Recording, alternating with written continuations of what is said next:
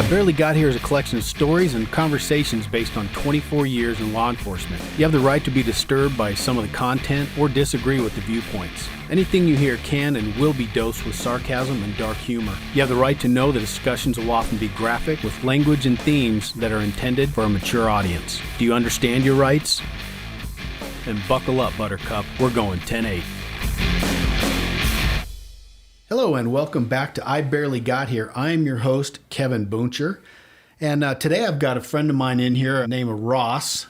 Guy I used to work with for in and out many years ago, but some memorable times, some good times back at the police department. Ross, you want to say hey? Hey, how is everybody doing? So I brought Ross in here for a incident that he was involved in that I was not involved in, but pretty intense incident. And obviously, as we go in, you'll listen for yourself and you'll hear just why I think that. But Ross, how did you and I first come to meet each other? Do you recall? I think we were on a squad together. I think our first sergeant was Bob or maybe Mike. I can't remember in which chronological order, but at the time, I was a rookie. I might have had 2 years on, I think. And you, obviously, I looked up to you. You were a senior officer on the squad. So I think you were kind of on the fringes of testing for sergeant. That's the feeling I had at the time. Yeah, I would have been back then. I think I'd come back from Bosnia not very long before that. But yeah, that sounds about right. Yeah, I think we had two squads together, and it was Mike and Bobby. We were laughing because before we started to tape, we were thinking of some of the funny things that happened. And as I've said before on the podcast, funny to a cop doesn't necessarily translate well to funny to the general public. So we were going to see if there was a short story we could tell, but none of them It was hard to find one. It was hard to find one. So we gave up. Yeah. So what we're going to do is we're going to go ahead and just dive right into what I've been trying to get Ross here to do. He's been busy traveling quite a bit, so I finally was lucky to get him to grab in here. So without further ado, tonight's episode is 3 Clicks. So, Ross, I'm just going to ask you to start telling the story. So, essentially, what started this incident that we're going to talk about? Well, I was working in north side of the town at the time where we were working. I was a rookie, like I said. I think I had 3 years on. And I worked the swing shift, so I worked evenings. I think I started at like 2 or 3 in the afternoon, and I worked till midnight or just after midnight. I worked around some other officers that I looked up to, like one of the people involved here is Rick. Mm-hmm. He worked midnights at the time for whatever reason. He had seniority, could have worked a better shift, but he chose to work midnights. And so I kind of learned a lot from him at the time, and we were dispatched to a loud noise complaint. I mean, it could be as simple as 2 people talking too loudly at a pool at an apartment complex, or we didn't know. It basically came off as a loud noise complaint. There were some people in the parking lot of an apartment complex that we knew to be kind of a crummier apartment complex with lower income housing and so forth. And we typically had drug and other type issues at that complex. Yeah. We were dispatched to that location because some people were out by a car making too much noise. It sounded like a group of people. So what time of year, what time of day? This was in March of 98, I think, 1998. And it was in the evening around 9:30 or 10 o'clock at night. So dark. Yeah, it was dark. Not super late when a lot of negative things start happening within police work, but late enough that it was starting to hit that time frame. Mm-hmm. So anyways, Rick and he had a rookie with him from another agency that was transitioning over to our city. So he was training? So he was training somebody. It was a little different because normally you're training new people, like never done police work. This person came from another agency. So he's a lateral? Yeah, he was like a lateral transfer. Yeah. Okay. I don't think the person ever worked out, like he didn't stay with us. But nonetheless, we both, without talking to each other about it, because of the type of complex this was, we actually parked out on the street and walked in. It's a small complex. It's probably only a block in distance across.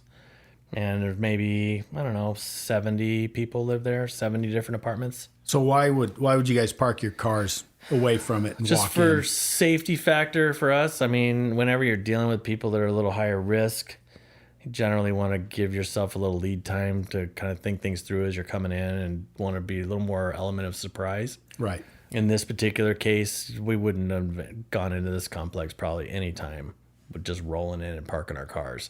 Yeah. And a lot of time, I mean, there's a number of reasons, but, you know, in addition to what Ross said, you know, part of it is your car is visible. People know where it's at. A lot of times it gets vandalized. True. If you walk off or, you know, that. And then I think aside from the officer safety issue, it definitely gives you the time to see what's going on. I mean, sometimes you literally park your car, you get out and you just kind of listen. True. You know, you're listening and you're kind of scanning around just to take the temperature and see what's going on. So, and again, having worked the city and worked this apartment complex, yeah, that's something that you did there almost without fail. I mean, I don't think you'd go in there on any call. Even today. Yeah. I just drove by there the other day. The apartment's still the same kind of complex. I mean, unless new paint on it. If there was some hot call that was something terrible happening, you'd probably drive your squad right in there. Right. But other than that, yeah, no, you're going to park outside and walk in. So yeah. All right, so you, Rick, this OIT, you guys park your cars, you go walking in, and this is just a sound complaint, people hanging out by a car. Nothing else, no other comments on the call, really, that stood out? Just a noise complaint. It's the way it came off and the dispatch, the way it came dispatched to us. Right. And we walked in. We were kind of evaluating the situation as we walked in. You know, we kind of kept ourselves apart from each other, just for, and again, a safety issue. We don't want to be grouped together too tight. And started just asking general questions like, hey, what are you guys up to? There was people sitting around the car. There's somebody working on one of the headlights with a screwdriver. There was a woman sitting in the driver's seat or passenger seat. I can't remember, but she had a baby in her lap. It's kind of some of these things brought down our awareness. I mean, it wasn't like a bunch of 20-year-old thugs. This was just people working on a car. And it was late at night. It was like an RX-7 and later in the evening. We started asking questions that people didn't have answers to, like, whose car is this? What are you doing to this car? Right. So forth. Everybody's looking at each other like we're not sure how to answer that question. Then from there, we started seeing people spreading out. The lady with the child was trying to get out of the car and leave. The people outside the car, there's probably 3 or 4 of them, were all starting to spread out. And we just both instinctively knew that that was a potential threat to us if something wasn't right. And either Rick or I don't remember which, basically told everybody to stop where they're at, stop moving. And then we went from there moving forward. Right. So, and, you know, the other thing is when these people start to, and it's hard to describe, if you tell another cop just what he said, we totally know because it flashes in your mind of when you've dealt with it. But you come across, like in this situation, you come across this car, you got these people standing there. Normal people, if you're having a conversation with them, they just stand there and talk to you. Right. In this situation, what you start getting is people start looking back and forth to other people to see what they're going to say, see what they're going to do. They're also starting to look around because they're trying to figure out which way am I going to walk to try to leave. Or run.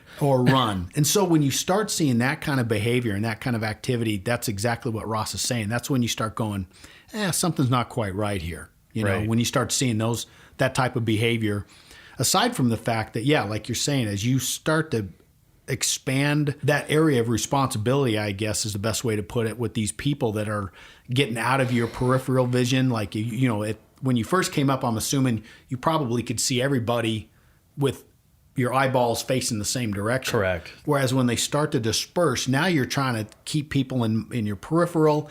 They may even start to get away from, being in your direct line of sight. All stuff which is not good for the cops. And most times you're just trying to manage the situation in a non-threatening manner. Right. And when people start spreading out, it becomes unmanageable, especially when there's more of them than there are of you. Yes. And the other issue, again, is darkness. The dark obviously affects your vision. It affects how far you can see versus the daylight. I mean, there's a number of things that the darkness factors in with as well. And obviously it was dark. Right. It's poorly lit complex as well. Yeah. Which they like it that way. Yeah. For the activities that they typically carry on there. Yeah.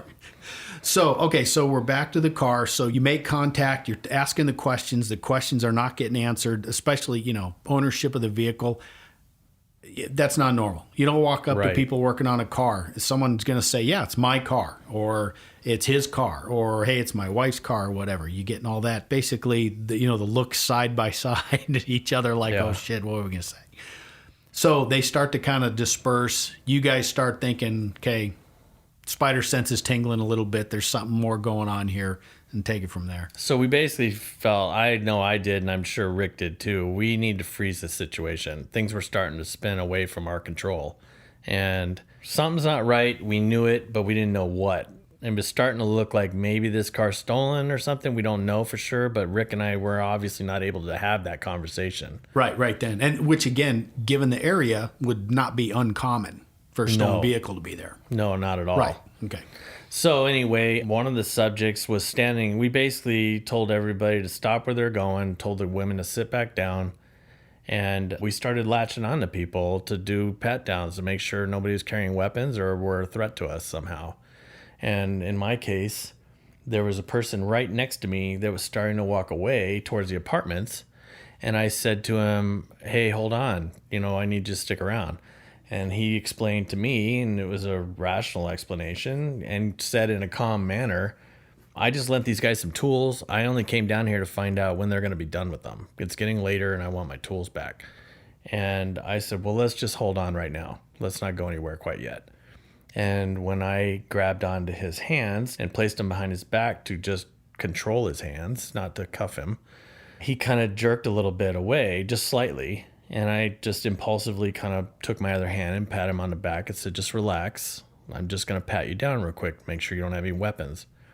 And as soon as I started to move my right hand around his body to check his waistline, which is typically where a weapon would be kept, so that's where we go first, I reached around, and the second I put my hand towards the front of his body, he broke free from me and took off running.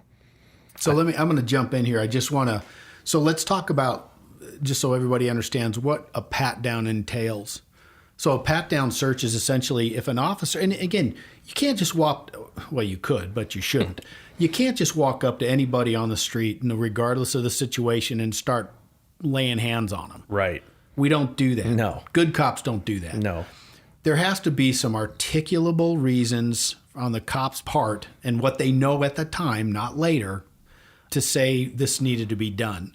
So, these guys are dealing with this situation. The area factors in, the questionable ownership of the vehicle, the time of day. There's a number of factors that told these officers, hey, we're just going to pat these guys down for our own safety. And again, this isn't like a invasive search of deep and diving into people's pockets. This is just what it says. It's a pat down. Right. We're patting for that hard object that would indicate a weapon. Handgun, knife, club, stuff like that. Something, right? Yeah, we're not trying to feel for that, that packet, that bindle of heroin. Right. That's not what they're doing. A little packet of marijuana or something. Exactly. It's this is a safety issue. Right. So just to kind of clarify as to what's going on. So Ross does that. This guy decides not to comply, essentially takes off running. Correct. So as he takes off running, he immediately threw something, and it went underneath the car. It was something soft. I didn't hear it hit the ground. I thought at the time it might be a wallet or something positively identifying him. So I started thinking to myself as I was chasing him, this guy might be trying to hide his identity for some reason. In this particular complex, more likely than not, it's probably somebody with a warrant. Yeah. I mean, it's very common. Now, also keeping in mind, I know most of the people in these complexes like this. I've worked this area for quite a while. Rick has as well. I didn't know this person. I'd never seen him before. Some of the other people I would see on a routine basis, I'd be like, oh, that's so-and-so. Sure. They have a warrant for this or whatnot. But this particular case, I didn't know who this guy was. He was wearing a long sleeve shirt. There was no indication that he was some sort of a gangster or something. I didn't know who he was. He just ran. I started chasing him. I tried to put out over the radio that I was in a foot pursuit through the complex, running in a certain direction. We were in the parking lot. We weren't inside a group of buildings. We were out in the parking lot.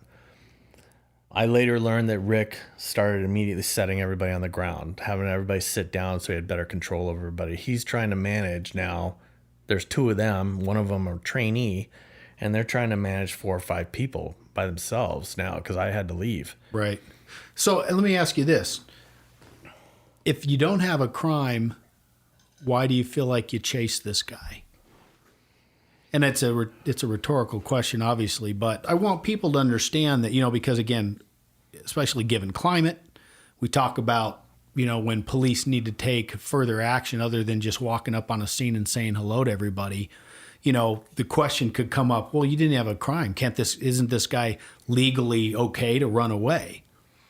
And, again, you have to base it on the situation that they're dealing with.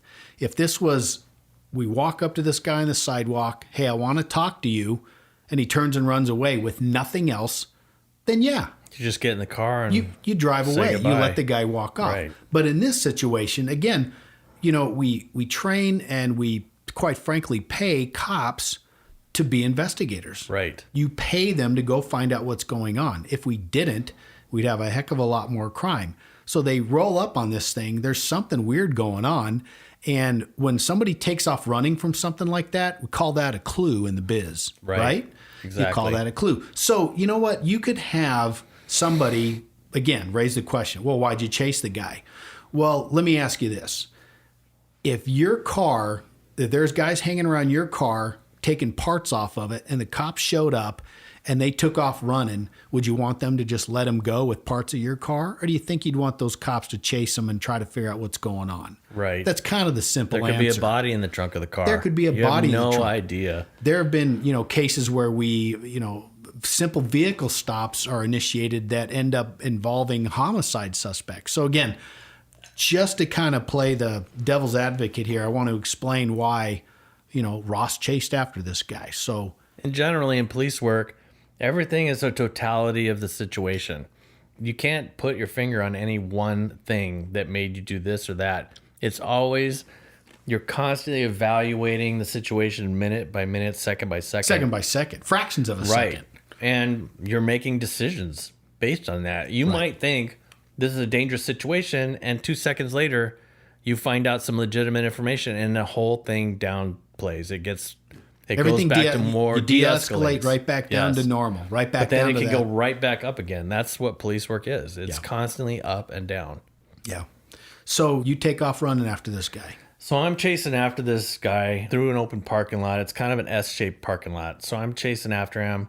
I'm 10, 15 feet behind him most of the entire time. And I'm only behind him maybe 40, 50 yards before he starts yelling. And I'm on the radio at the time. In fact, on the 911 audio tape, you can hear him screaming in the background while I'm trying to say I'm in foot pursuit. So I'm trying to dispatch out that I need assistance in the area. But at the same time, I'm trying to evaluate, why is this guy yelling? Almost a guttural type of yell. It's more of a basic human yell. It's not like he's trying to get somebody's attention or there's no words or no, anything. There's nothing being said. He's just screaming like he's trying to lift a heavy amount of weight or something.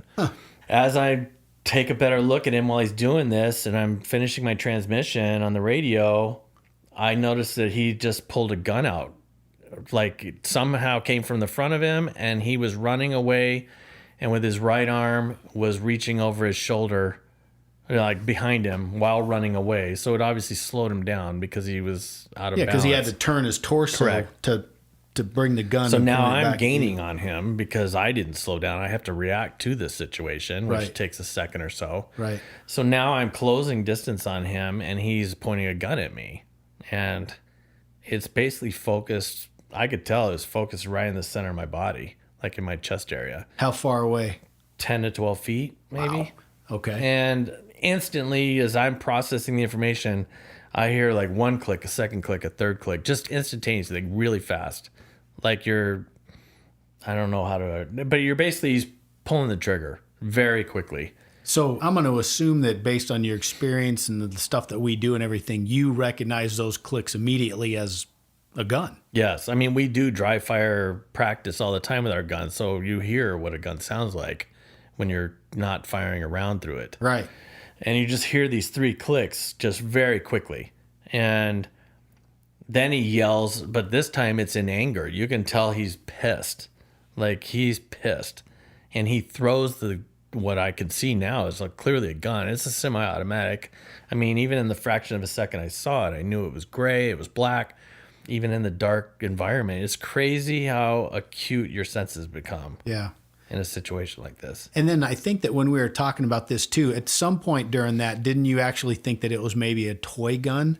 Yeah, I mean, when I heard the noise, I thought, what the hell is this dude trying to do? Is he trying to scare me from running after him? Because that's not going to work. And I thought the gun looked plasticky, because it has a plastic, more so than some. It has a plastic look to the frame. Sure, some polymer and stuff. Yes, Yeah. and then the top is more of a gray. It doesn't even look like chrome or silver. It looks more gray, like plastic. Mm-hmm. And I thought, is he trying to scare me off? I mean, I'm thinking in my brain, okay, through his ID, you're trying to draw conclusions to what's going on. Sure. I'm like, okay, I think he threw his ID because he doesn't want to get caught. Now he's shooting, or pretending to shoot a cap gun at me to get me to stop chasing him because I'm right on top of him. And then it starts to dawn on me that this is a threat. Like, this guy is trying to shoot me. Right. And I don't know why that gun's not firing, but he's trying to shoot me. Right.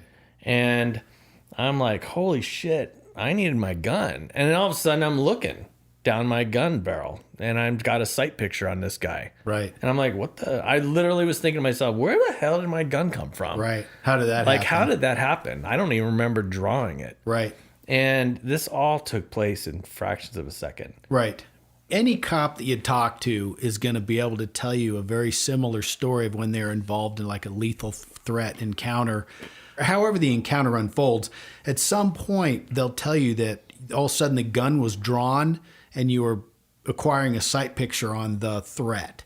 Right. And you don't even recall acquiring the grip. You don't recall, unsnapping the safety retention. You don't recall the two-handed grip joining in front of your way. All that stuff, it just happens. It's just instantaneous. And again, it's because of, obviously we had, who I would say is the best firearms instructor ever. Right. Craig. Well. I thought you were self-glorifying yourself there. I tried. But, but you're right. Craig I did teach, was but one of the best. Our main firearms instructor was always really on top of the newest stuff. Super good, really on top of things, and always would emphasize practice. Yes. Practice and repetition. And, that's what happens is when you practice, your mind is able to basically continue to focus on the things that he was focused on. So Ross is thinking about 18 things within about an eighth of a second. Is it a real gun? It wasn't a real gun. That sounds like a real gun because I know what a real gun sounds like. But at the same time, his body is basically unconsciously doing what it needs to do, which is like unholster, acquire grip, gun comes out in front, the sight pictures acquired, blah, blah, blah, the whole thing. So it's pretty amazing. And I don't think that would happen to us now. Maybe not. Now we would probably turn and run away. Maybe, yeah. But when you're in the job and you're doing those things, that happens. Guys you're will be able at the to tell height you. of your awareness. Height of your awareness. They tell you that happens frequently, depending on what you do for your job. But anyway, so of course I've interjected again. Well, I remember even as a rookie officer, because I was at the time, I used to have dreams of not being able to get my gun out in time, not knowing how I would deal with a situation similar to this. And to be honest, I never had that dream again after this day. Because I knew I was going to do the right thing without even having to think about it. Interesting. So, it's funny, and I don't want to wander off topic, but you have some weird, I would have dreams where the gun wouldn't shoot. Right. Or the bullets would shoot, but they were really slow. They're not getting to where you need them to go. Yeah, really weird. Isn't that crazy? That's Mine really was always strange. I couldn't get my gun out fast enough or I wouldn't pull it out when I needed it. Isn't that crazy? And this eliminated that problem. I never had dreams after this. It's funny because people would ask me, do you have nightmares about this situation? And I'm like, actually, no. I sleep better at night after this because I was more confident in my abilities. That's interesting. Yeah. Okay, so this guy basically tries to squeeze off 3 rounds at you. It doesn't work. You drawn down on him. What's going on at that point? So at this point, this is all taking, he barely moved in the time I thought through this whole thing. So I'm looking at him. I get a sight picture. I'm looking at, I am now looking at the back of a person that was originally trying to shoot me. He's thrown the weapon that I've identified as the threat to me. I literally even look at the background. That was another thing Craig always taught us is make sure you had a good backdrop so you don't shoot somebody else by accident. Right. And I saw, I got a 6-foot block wall about 100 feet from me. This is going to be no problem if I have to shoot this guy. He immediately dodged to the left, away from the gun. So now in my mind, he's becoming less of a threat. I don't know who he is. I don't know if he has another weapon, but he's clearly in a flight mode now. This is no longer fight. He's like in flight mode. Like he's trying to get away at this point. Right. And so now I'm instantly back in the game. Like I'm the pursuer and he's fleeing. Right. And I'm just going after him. Okay. And so we start running through this complex. Did you give any consideration to the gun that he just threw down? All I knew is it wasn't in his possession anymore. And I instantly thought, shit, this is a crappy apartment complex. Right. Having a gun laying in the open here, not a good idea. Right. Well, a kid could get their hands on it. Sure. Another criminal could scoop it up, Right. and we might not ever find it. I didn't know, but honestly, I didn't have time to deal with that. Because you I just had wanted to chase him down. Yeah, you're one person. So you've gone from this encounter where you guys roll up on essentially a loud noise complaint, Right. which is at the bottom of the barrel for a cop yeah, it's response, nothing, right? especially in this neighborhood at night. Yeah, that's pretty typical, which I'm surprised you even got the call to begin with. Yeah, I'm surprised they sent two of us, to be honest. This Right. isn't a two-person call. So you This is roll up normally on one. that. Well, in Yeah. fact, can I correct you for a second? Sure. Thinking back on it now, Rick, I don't think was dispatched to this call. I think I was sent by myself, but I could be wrong. But I'm pretty sure he rolled up with me, and I was, because Rick and I had been 25 and like meeting up just a block or two away. And I believe he told me, I'll just go with you on this. And I was like, oh, that's cool. Because he had a trainee. Right. It'd be good training. Well, training again, the area. Yeah. The complex. I that you don't know is- remember for sure, but I'm pretty sure I was sent by myself, and then Rick joined up because we were already hanging out. Right. Which is, again, completely That's normal. normal, That's yeah. a normal call to And be it's the sent hood. solo. So, Yeah. So you went from what you initially observed at the car, and now you've basically come to where this guy tried to kill you. right. The guy takes off running. You don't know anything about him.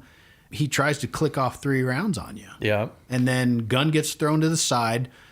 Again, all this is processed in about a second and a half. Oh, yeah. If that. So he makes that jerk to the left, and then you're back in foot pursuit. Yep. Now we're running. Basically, Rick was north of me, and I was southeast of him. This guy is now running kind of northeast. So he's kind of doubling back, but not towards the car. He's just doubling back in the northward direction. Mm-hmm. He's going through the complex, which is tiny. It's hard to explain how small this place is, but it's not a big apartment complex. Right. It's 2-story, and it's maybe 60 or 70 units. So he's running past the pool. At this point, I hear Rick yelling, "Ross, where are you?" And you could hear he was frantic, like trying to find me. So we were making turns and moves so fast that I couldn't say, well, I'm over on the northwest corner. By that point, we're somewhere else. Right. So I just kept saying, I'm over here, thinking he'll just follow my voice. Couldn't get on the radio. It would have been pointless because it does transmission time and everything. I just yelled. And honestly, I was thinking to myself, he can't leave those people. He's got a trainee. What's he going to do? You know, he's in a bind. Yeah. And so I'm chasing this guy. We kind of make a hard right around a corner, which anybody that does this job knows you don't run around a corner with blind. Right. So I had to slow down for a second. This was kind of a semi-hard right turn to where I only needed to kind of get a peek as I went around the corner. I was good. I only lost sight of him for a fraction of a second. And then he made a really hard left turn going north again, and it was in a tight space. And I knew we were at the far northeast end of the complex, but I couldn't remember what was there. I thought the guy might be pinned down, like he might have run himself into a corner and couldn't get out. Dead end, yeah. And I thought, this guy could kill me if he's still armed. Yeah. So again, I mean, let's just to kind of make sure everybody's following this. He's chasing this dude, just tried to kill you. It's dark. And again, we're always trained. Cops are always trained. If there's one weapon, there's two. If there's Right. two, there's three. You know, the one plus, the plus one rule. So, you know, just the fact that you're even chasing the guy, I think to the layperson would be something that they're kind of going, "Why? What are you doing? You're still chasing him? Right. What are you, nuts?" Right. But again, this all comes back to That's police work. that's what cops do. You got to chase this guy. Absolutely. What kind of threat could he be to other people? Right. That's exactly right. He almost got shot, but he didn't get shot. So he Right. can still run. So that's what Ross is doing. He's still chasing this Yeah. guy down. And again, now that you're dealing with this, once you see a person that's willing to do that, kind of the line is if you know that a person's willing to try to kill a cop, they're pretty bad people. And Right. They could be definitely wanted need- for a lot of stuff that Absolutely. we don't know about. Absolutely. So that factors in as well. Sure. You're like, okay, this guy just did this. Who knows what else is going on? Right. And we'll get to There that. There could be a bit. body in that car. Absolutely. At this point. Absolutely. Because you don't really know, why is this person on a loud noise complaint willing to do what he just did? We call those clues in the biz, exactly. right? So you chase this guy into what you think is potentially a dead end. Right. So I get to that corner, and now I'm really careful. Like, this is training mode at the academy where you're slicing the pie around the corner type of mode. Gun out? Yeah, guns out. Flashlight? I still haven't. Honestly, I'm not even cognizant of what's going on with the gun. It's just when I need it, it's in my hand. And I honestly wasn't thinking, okay, it's time to holster. It's time to have the gun. I realized later that I literally had my gun in my hand from the second I drew it. I never holstered it until I was safe to do so. So I was chasing this guy with back in that day, we didn't have tiny little flashlights. I had a big old stream light, thing weighs, 5 pounds or 3 pounds, and you're carrying the thing around. I've got that I'm trying to manage, and I got my handgun in my other hand. Just so happened that Rick caught me just as I was hitting that corner and getting ready to slice a pie around a corner. And Rick's like, "What's going on?" And I said, "This guy just tried to shoot me. The gun's out in the parking lot." And he's like, "Holy shit." And I said, "I think I just heard him get hurt around the corner." Like, at this point, I could see there was a tiny fence, like maybe a 5-foot section of fence between this complex and the neighboring property. And it was wood. It was old school. And so I'm like, I think he just got hurt jumping the fence. So now Rick and I are kind of on the same page. Rick decides to move forward, and I'm literally looking at my two hands like I got a gun in one hand and a flashlight in the other, and I got to scale this fence. Something needs to go away. So I immediately holstered, put my flashlight away. By this point, Rick was up and over the fence. Then I started to go up and over, and Rick is now we're adjacent to the street that we drove in on, where cars are parked to the left about 100 yards. And this guy's running across the street to yet another crummy apartment complex. I don't know. For all I know, this guy could be hiding out or hanging out with people in that complex. That's how bad these two places were. Yeah. And Rick and him are entering into the complex, the set of buildings. This is a much bigger complex. They're running into the complex. It's a little bit better lighting. I determined that while I was on top of the fence, more information needed to get out over the radio because we were hanging out there. We didn't have enough people dealing with this. And as far as you knew, I think you said you put out that you're in a foot pursuit. I put out there was a foot pursuit, else, right? and I actually broadcast that somebody tried to shoot me. Okay. And apparently that never went out. Okay. Rick had no knowledge of it. Or someone walked on you, or who knows. Yeah, who knows. Yeah. I think people were probably trying to respond because of the foot pursuit part. Right. That didn't really register me at the time. Right. Which foot pursuits are not uncommon. No. Foot pursuits where someone tries to kill you are uncommon. Right. So if they just heard foot pursuit, then you get that. So people just start coming. Right. And you got to keep in mind the time of day and we're a lot of newer officers working. A lot of us had less than 5 years on. And everybody is anxious and wants to get in on stuff. Sure. So, of course, there's a bunch of people coming. And in this case, it worked out that was the way it was, and not some senior squad where everybody's sitting around having a drink and lunch. I didn't want to go anywhere. So anyways, I hear a sergeant ask, oh, actually, no, not at that time. I put out that this person had tried to shoot at me, and we needed to get a perimeter set up. And I started giving locations while Rick was still in foot pursuit. And I said, we need people on 7th Street, which was to the east of us. And it was the first major street east of us. And that's the direction this guy was running. So Jim was rolling in. He was the first one there. He got to 7th Street in Roosevelt, said he saw somebody run into the bushes over there. Renee, which coincidentally just became Rick's wife later on, she ended up at 5th Street and Roosevelt, northeast of where we were, basically the direction this guy was running. But there's a Boys and Girls Club that we didn't think he could get through or without having problems. So I finally ended up in the middle of the next neighboring complex. Rick came up to me out of nowhere. He was looking. He was searching the area. He said, I lost the guy right here somewhere. He was kind of running northeast or east. He lost him. He said, why don't you go west? I'm going to go east, and we'll see if we can flush this guy out. And then Rick started broadcasting over the radio that We needed a canine unit to do a search. Right. He started locking down the perimeter better because I had just given a basic information. And to be honest, at this point, I'm just coming down off adrenaline and realizing what just took place. And I'm kind of shot. I'm really not worth anything anymore in this situation. I just was drained. Like, Well, I was things like, are, what the things are F probably just starting happened? to kind of, The reality absolutely, of it. you're Yeah. probably kind of coming to the realization of, oh, Right. shit, you know. And this guy's still large. We don't know Right. where he is. We don't know if he's armed. Right. I honestly did not want to encounter him anymore at this point because Right. I was like, I don't think I could deal with it, I think, but I didn't you want had to. deal with it. Right. I wanted to just let everybody else handle things at this point. Right. So anyways, Sergeant showed up and he scooped me up in the middle of the complex. He asked me where I was. He picked me up. We went back to the scene. I really kind of lost touch with what was going on the radio at that point, but they were locking down a really tight perimeter and doing a search. Then it went from there. So you stayed with Mike? Yeah, I stayed with Mike and we went back to the scene where all this took place. Everybody, car? Yeah, at the car. There was plenty of officers at this point there. People were locked down.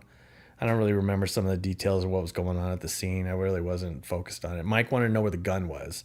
So I basically took him right to where the gun was. It was still laying on the ground. It's a good point. Do you think Mike realized that you were kind of done? I think so when he saw me. Not before that. But when he saw me, he could tell I was done. Yeah. And that's why he left me in the car, kept me isolated from everybody else. Yeah.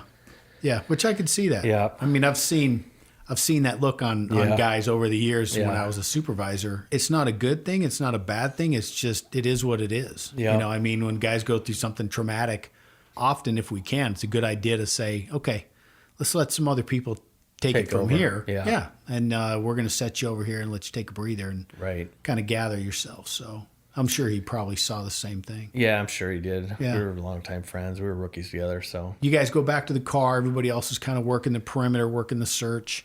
Jimmy's out there with his dog. Yep. And I think Rick assisted him on the search because he knew exactly what the guy looked like. yeah. They basically did a systematic search. They didn't go just right where Jim said he saw the guy running, or a guy run into the bushes. Right. They started where Rick lost him. And they did a search, and the dog took him right to where he said he saw somebody go in the bushes. Nice. And it was basically a series of oleanders next to a house. It was pretty kind of overgrown. And the guy was hiding in like a irrigation divot in the ground where he was just kind of flat and laid out. And they ordered him out and put him in handcuffs and secured him and searched him and so forth. And then they asked me to come over and do a one-on-one identification. And I came over and I'm like, oh yeah, 100%. That's the dude we were chasing. Yeah. And I then learned that Rick had just positively identified him as well. Nice. And so he was taken into custody. So he complied, no issues, No no problems. bite, no nothing. Yeah, he said Just came something, right out. Yeah, he said something about how his allergies were killing him from being in those oleanders. And that was like what the media later did a big soundbite on. So the oleanders were the big they reason were for the capture. catalyst for his capture, yeah. So, basically the scene just started to unravel. Homicide detectives showed up to do the main investigation. Asked me if I was willing to do a walkthrough while it was fresh in my mind. I said, certainly. Again, I walked him through what happened. And I went back to the station, and it was crazy because I was meeting up with other officers that are friends of mine.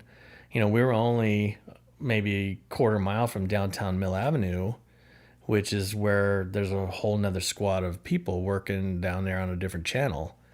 And I saw people at the station that I used to work with in the street and in patrol. And some of these other people were like, they had that deer in the headlights look like, holy shit, what happened to you?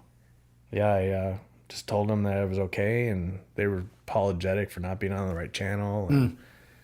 And then I went home. That was the end of the night. So do you think that when all this happened, you know, you said that you kind of, after you settled for a second and reality kind of started to set in, and that was almost like when Rick kind of sent you off to the west or whatever.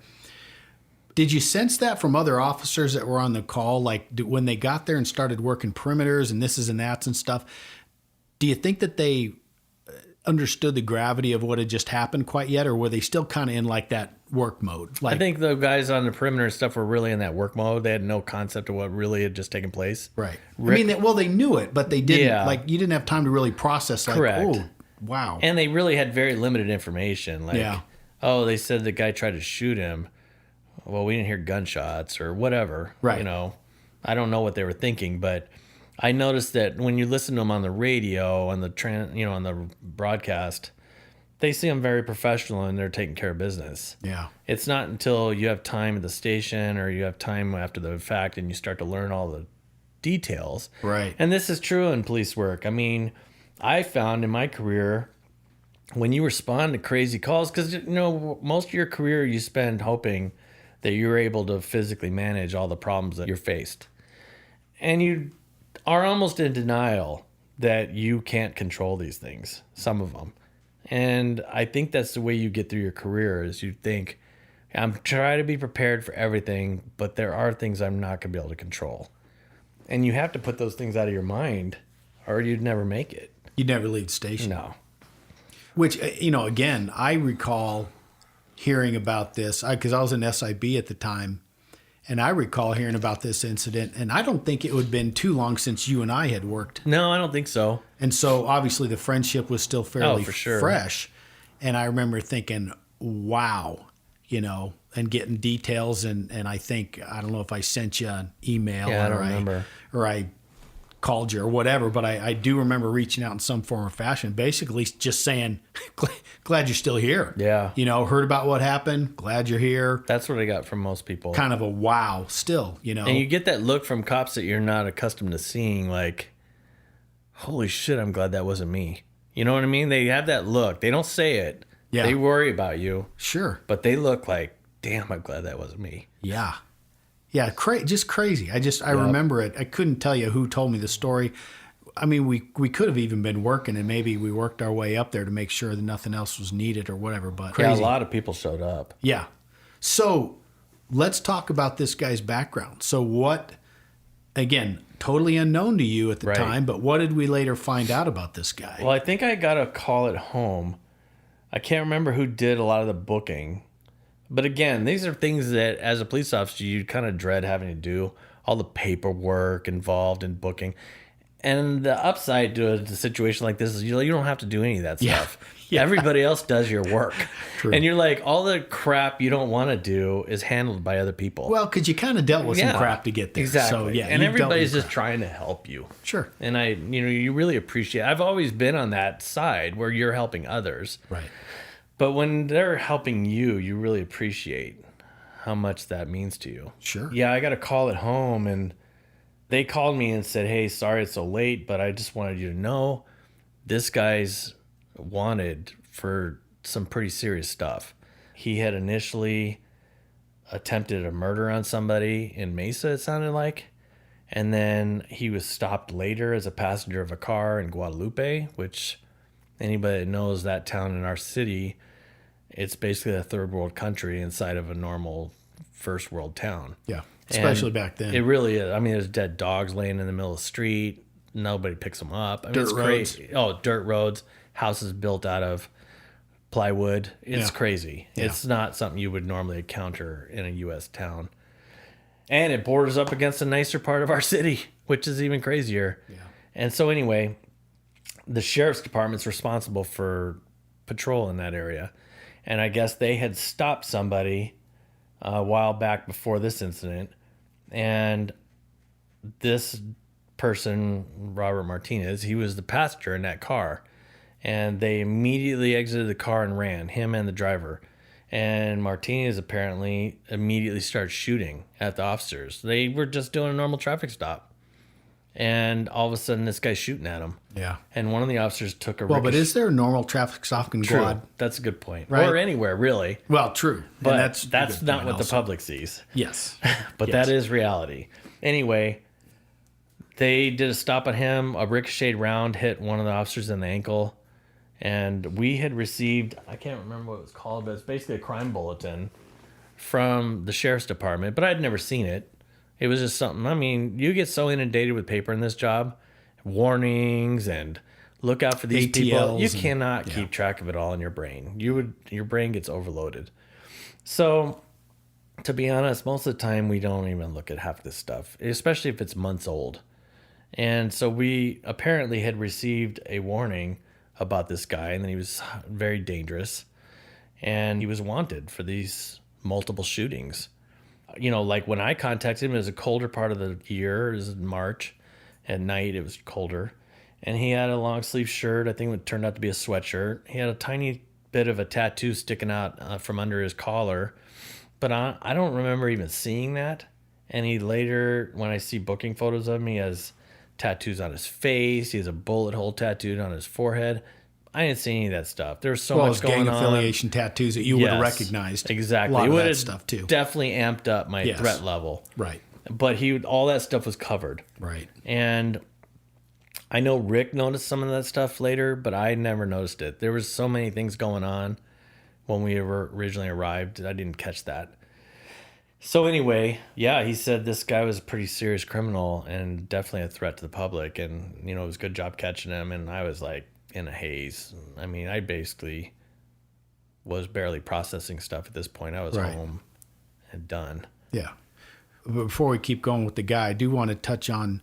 So the gist of why the Ross wasn't shot was the fact that the primer failed to ignite the powder and shoot the bullet out of the gun.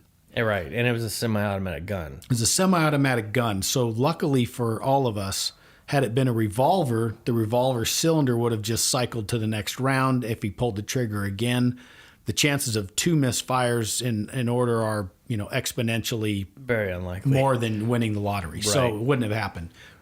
But since it was a semi-auto, it stayed on that single cartridge, and he clicked the primer 3 times. Well, I can tell you from not only shooting a lot of bullets just because of my time on SWAT and the extra training, and then also instructing firearms, I probably came across, I don't even think I came across 5 bad primer hits in my whole career. And let's just say that entailed firing and or supervising the firing of, I don't know, well over 250,000 bullets. Right. So the chances of that occurring are so small. And I looked up, there was one expert that said, hey, you know, from our primer testing, the reliability factor of a primer is like 99.9997%, meaning that for every maybe 1 out of 300,000 rounds, you're going to have a bad primer.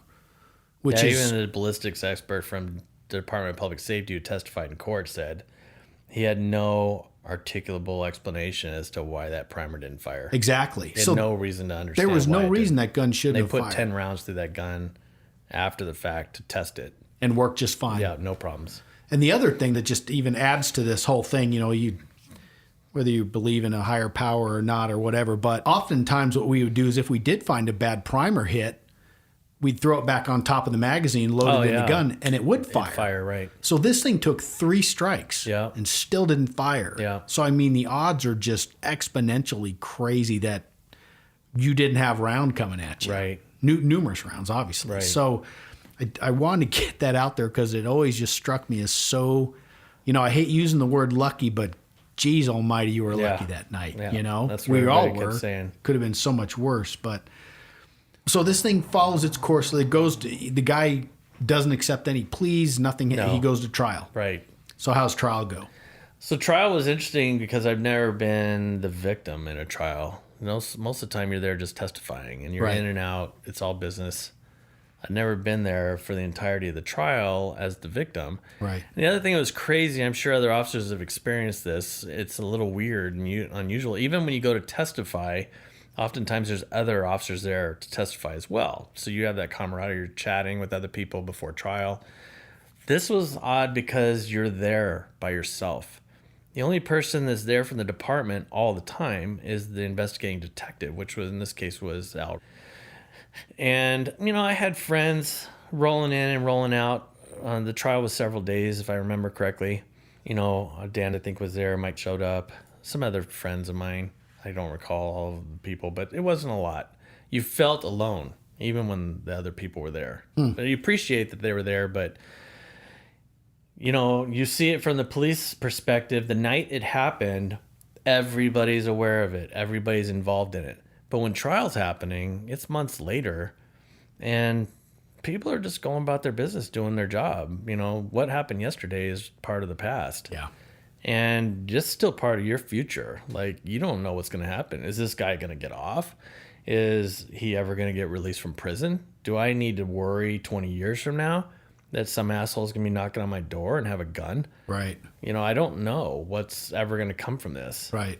At the time I was married to somebody else, and my wife showed up to court and as like a support mechanism, and I told her she can't come to court anymore. Yeah. Because this guy was dangerous, and who knows what he's got gang affiliations, and we don't want anybody seeing who we are. I didn't even want to be there. Yeah. Because I don't want him tracking me down. He doesn't Right. probably remember what I looked like that night, but he certainly remembers after court. Yeah. Staring at you for all those days. Sure. Yeah, and I totally agree with the wife thing. Again, it's a terrible reality, but you do have to live with the after effects of all this stuff and looking over your shoulder and everything else. So and you see it in TV shows. People are worried about retribution, and you're like, oh, please. I mean, these people move on. They got other problems in their lives. You're not the only source. But in this case, this guy was only in custody because of our interaction. Right. And he'd already eluded custody several times. Right. And now he's in prison because of it. Right. So not even him. I was honestly, to this day, I still sometimes wonder, what is his affiliation with gangs? What do I need to be careful of? Sure.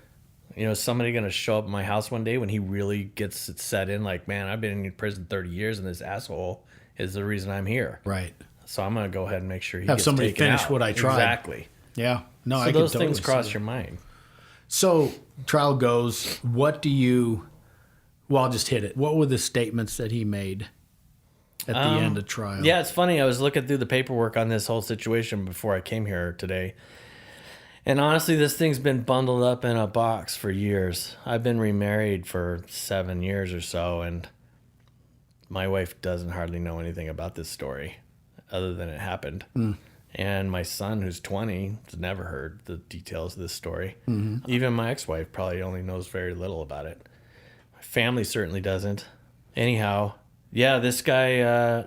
And the reason I bring that up is because I was thumbing through some of the paperwork I have that officers and detectives had provided me. Some of it I never even looked at. I opened up one and I was like, what is this thing? And it says something, it was from Al, it said to Ross Thompson from Al. It's got the date on it.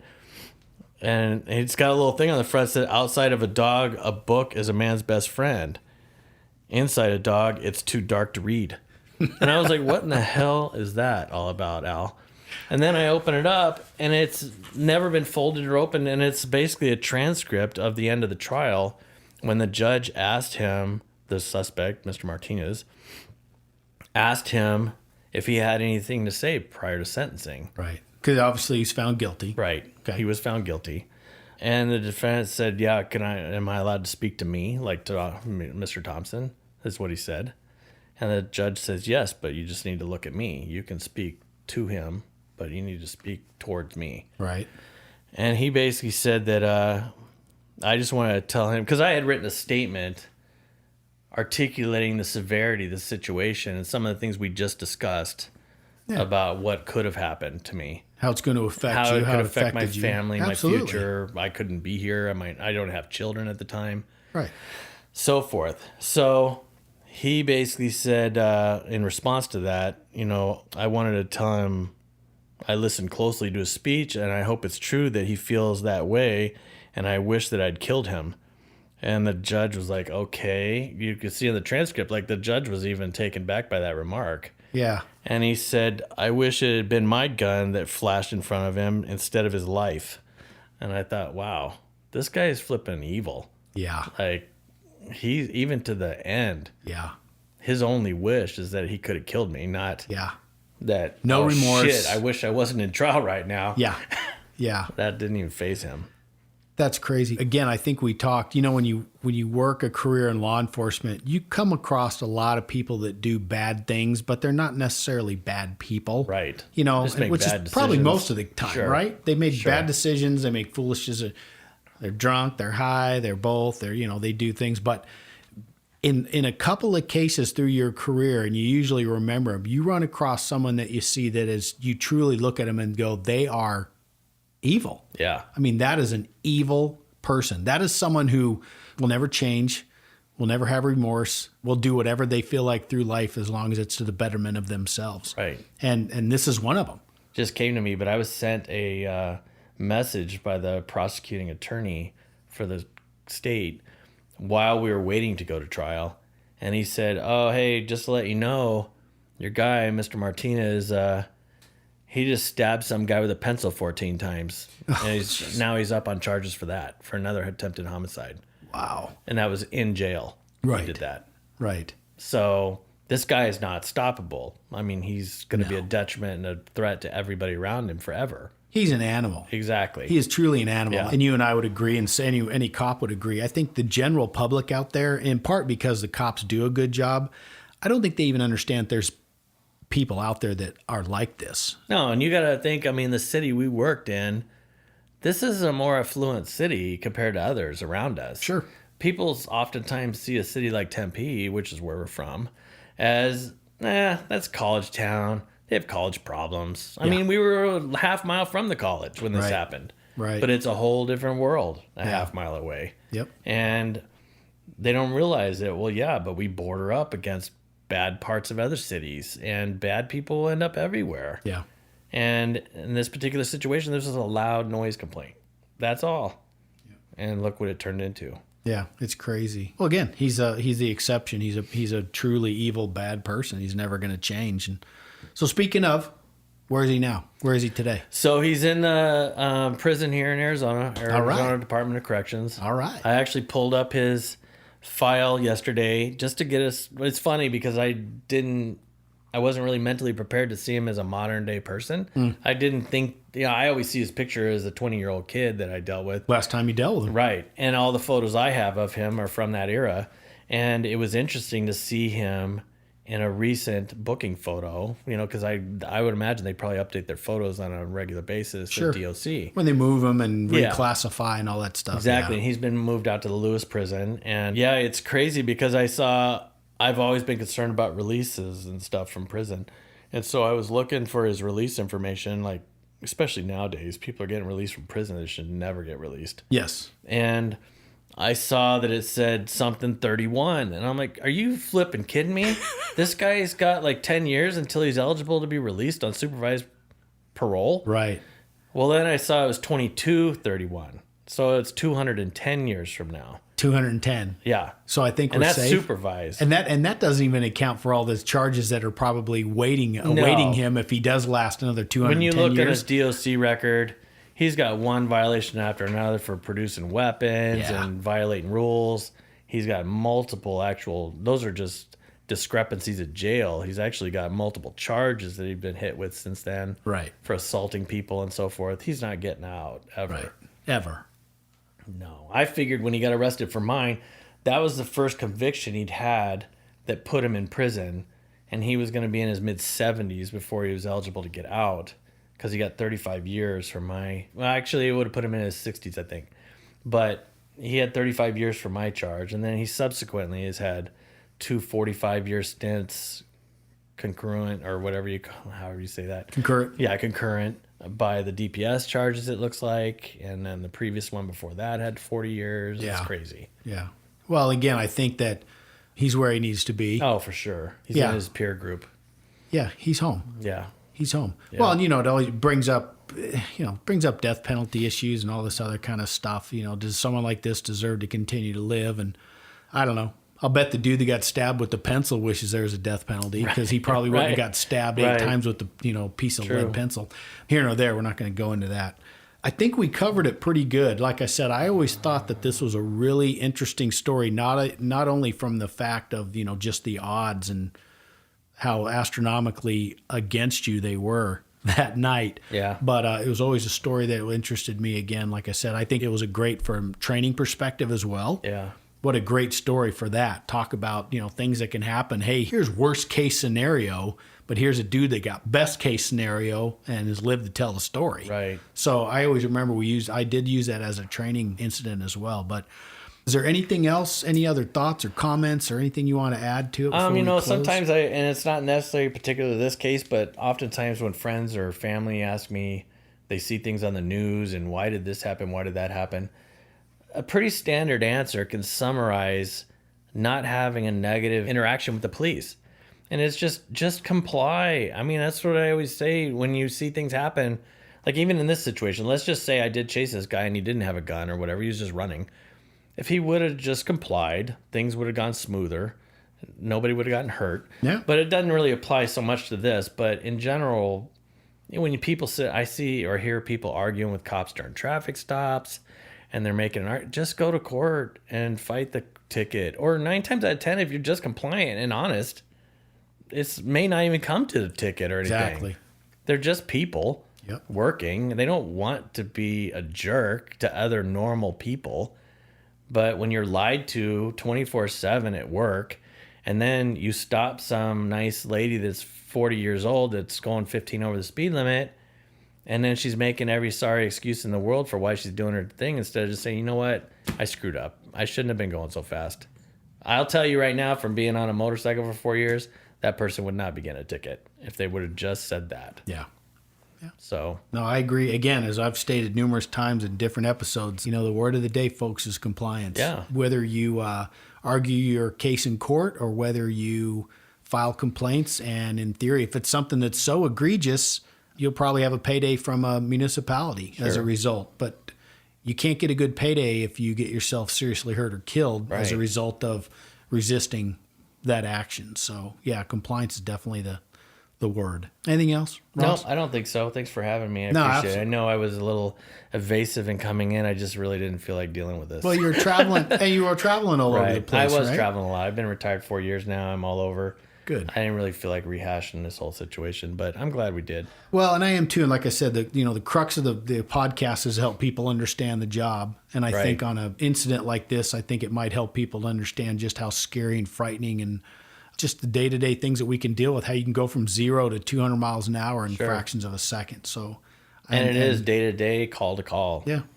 I mean, it really is. Absolutely. People just don't realize that with first responders. This is the stuff that they potentially could have to deal with every minute of the day. Yep. And hopefully maybe it's a little cathartic for you. Yeah. No, I appreciate it. Yeah. It was.